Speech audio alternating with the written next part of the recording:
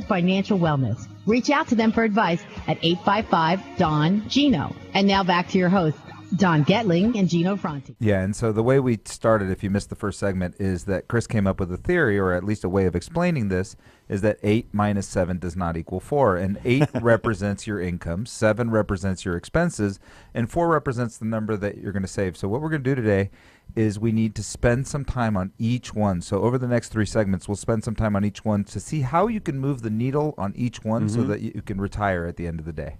So Chris? Let's start with income, Mr. 8. Yeah. Of 8 minus 7 doesn't equal 4. So let me start by saying that the biggest problem I see is that everybody focuses on the 7. Expenses. Expenses. Everybody wants the attention there. The feeling, I think, of the client sitting in the room with me is that my very next comment is going to be, you spend too much money. You need to cut down your expenses. And it is one of the numbers we're going to talk about. But the problem is yeah, we're going to see that because that's the most fun. Yeah, well, it's where the most arguments start. Exactly. But if you focus all your attention on the 7, your life is going to change significantly. If you focus all your attention on the 8 or the 4, if you put all your attention on just one of those numbers, it's a pretty significant jump that you're going to have to make. So if you're focusing on the 8, which is what we're going to talk about in this segment, and you say, I got to get to that 4 and my expenses are a 7, now I got to take my 8 up 11.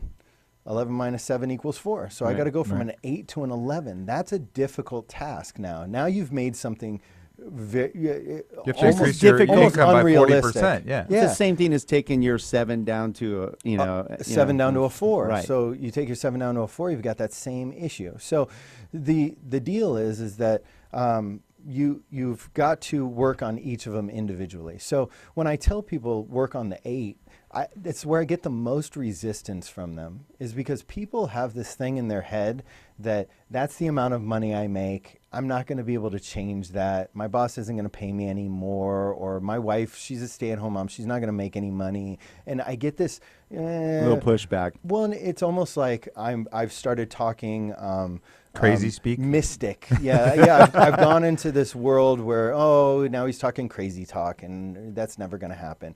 But I say everybody needs to, again, take a step back, calm down, and start actually thinking about it realistically. Which could be actually exciting. It could be if you're willing to actually think and try and solve the problem. The 8 can be changed, and so one of the very first areas that you can change your 8 is asking for a raise. And so most people, again, I say ask for a raise, and they go, "Oh, my boss." Say that quietly. You're in our studio here at Skyline. Right. My boss isn't going to give me a raise. That's never going to happen. But it can happen. And if you actually Google how to ask for a raise, there's books and all kinds of articles and topics everywhere of how to ask for a raise from your boss. And the problem is that everybody thinks they're just going to kick the door down and go, I need a raise, and you're going to get a raise. And that's not how it works. And if you read these articles or these books, one of the things— Not you and Lisa and Tina that are helping us in the controls. Shh. Yeah. If you read these articles in these books, it talks about the method of asking for a raise. And really what you need to do is you either need to walk into your boss's office and give them a detailed description of all the things you do above and beyond your current pay that gives you at least justification or warrants a raise. Or you need to walk into your boss's office if you don't think you currently deserve that raise. Or he doesn't, or she doesn't. Right. And say, what can I do over the next 60 to 90 days to deserve a raise? What would you do, or what would you give me if I did some additional work around? And now I want him to scream that one out loud, right? So quiet on the other one, but scream this one out loud. Because as we're employers, that's music to our ears. Who doesn't want to give somebody a raise? Everybody wants to give somebody a raise. It's just we live in a reality where there's a limited budget for the things that we want to do. And so we can't give raises to everybody unless they're doing something to help the entire team benefit. And so, when you create— It's a win-win. It's got to be a win-win. It's got to be a value proposition, right, at the end of the day. If you big add, word. Nicely done, Gino. If you add value and you increase the bottom line by adding that value, then you're going to warrant an increase in pay. You know what we call it here at Skyline? Because everybody here is on a incentive program. Because we work here as a team. This is the best team I've ever worked with in my life. And it's not just bragging about it, but we call it profit sharing. you help us grow, we'll give you a piece of that profit. No problem. We love, as Gino said, love giving big bonuses out because that means we've all benefited and we work as a team to accomplish those goals. So that's a great statement, and it's music to an employer's ears. Believe it or not, they're not going to get mad when you say, what can I do to earn a raise? What a beautiful thing. Well, and if you work for a company like yours that's already giving the opportunity for profit sharing, maybe it's not so much that you need to go ask for a raise, but maybe it's just digging deep inside of you and saying, hey, I need to work harder and I need to go earn that profit sharing or make that extra bonus or whatever is available to me at my current employer. Yeah. Some people just aren't trying. Yeah, it's not work harder either necessarily. Sometimes it's work smarter, right? There's more to be gained in efficiency than there is in more hours. Right. Or in, because more hours end up in overtime and you get diminishing returns, we get tired, we get burnt out.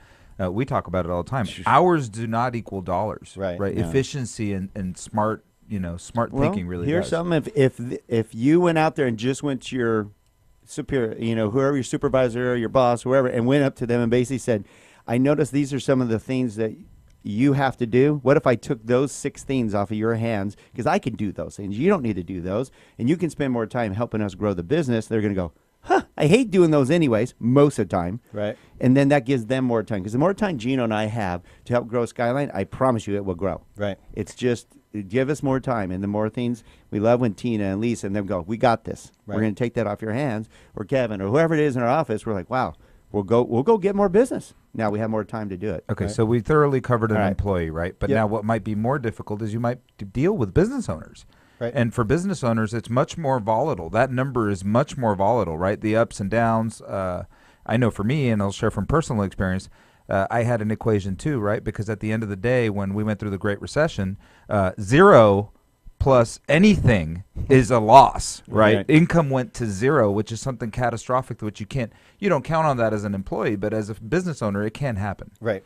And business owners are harder to work with because you are dealing with a different animal. So now it's a matter of looking at revisiting your business plan, trying to become more efficient, like you guys were talking about, how to either increase revenue at the current business, or maybe it's one of those things that you have to abandon the business and go do something else. I mean, there's tough questions that need to be answered, and sometimes you're not going to like the answers. You also talked real quick. Also, I don't want to forget. You also talked about adding a second supplement. I want to make sure you don't miss that. Income. Yeah, I see the time running down. I definitely want to talk about this because home-based businesses is another way that you can add some of this revenue. And I'll get a client that says, my wife, she's a stay-at-home mom, and I say, well, what about a home-based business? And they get this home-based business, and they picture the advertising online, and they think, or stocking their house full of stuff or whatever, and selling or Amway multi-level or marketing or whatever it may be. But there's a lot of great home-based businesses out there. If you actually Google and look up some of them, find something that interests you. But a home-based business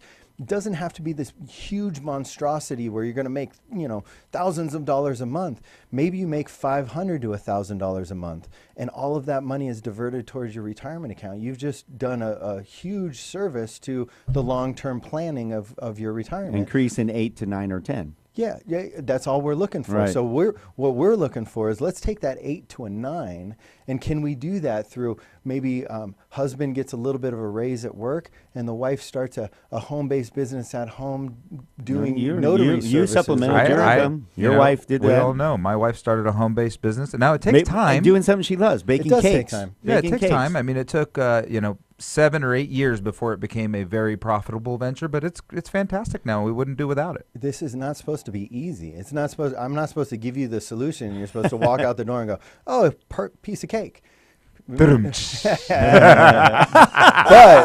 nicely done, Chris. But it's going to take some work, but it's possible if you're willing to put in that time. All right, so we've already started, down the retirement path, thanks to Chris Ingram with Ingram Financial Solutions on the Don and Gino Real Estate and Finance Show. There's 3 pieces of the pie, and it's going to help you get to your retirement. And we talked about 8 minus 7 does not equal 4, which is income, expenses, and retirement savings accounts. So Chris and eloquently went through how you can potentially change the 8 and make it a 9 or 10. When we come back, we're going to talk about the 7, which is expenses, the thing nobody wants to talk about, and how to potentially reduce that.